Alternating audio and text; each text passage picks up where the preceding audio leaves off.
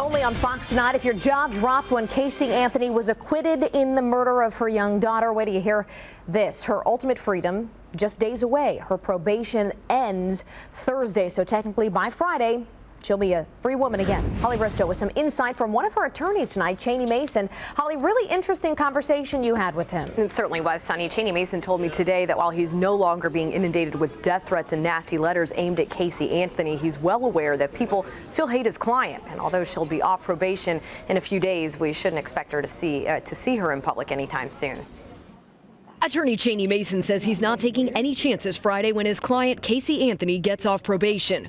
First thing that morning, he'll pay Chief Judge Belvin Perry a visit. I want him to sign an order formally declaring for all times that Casey Anthony has satisfied and completed all the terms of her probation and that it's over. For the first time since the summer of 2008, when Kaylee Anthony was first reported missing, Casey Anthony will be free.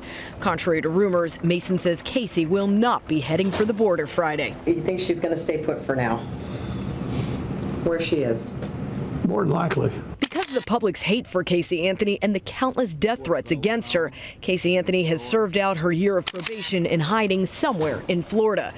Just a little surreal how much things have changed since. This video diary is all we've seen of her. Mason says Casey is going to keep on doing what she's been doing. Taking care of a house, working as a clerk, cooking, cleaning, staying on patrol. She has been earning her keep, her room and board, and working and studying and taking courses and, reading a lot. Today we learned Casey has roommates. Does she live by herself? No.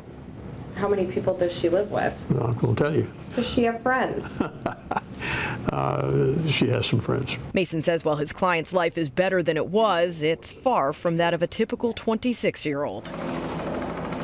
Perhaps with some passage of time, then she may have a chance at an ordinary life. It's not going to be Friday or Saturday or a year from now before people are going to not know who Casey Anthony was. It takes time. Today, Cheney Mason confirmed for me that Casey Anthony has had contact with her mother, Cindy, over the past year, but not with her father, George. Coming up at 6 o'clock, Cheney Mason talks about Casey's reaction to her father congratulating Jeff Ashton, the man who prosecuted the death penalty case against her, on becoming the next state attorney for the 9th Judicial District.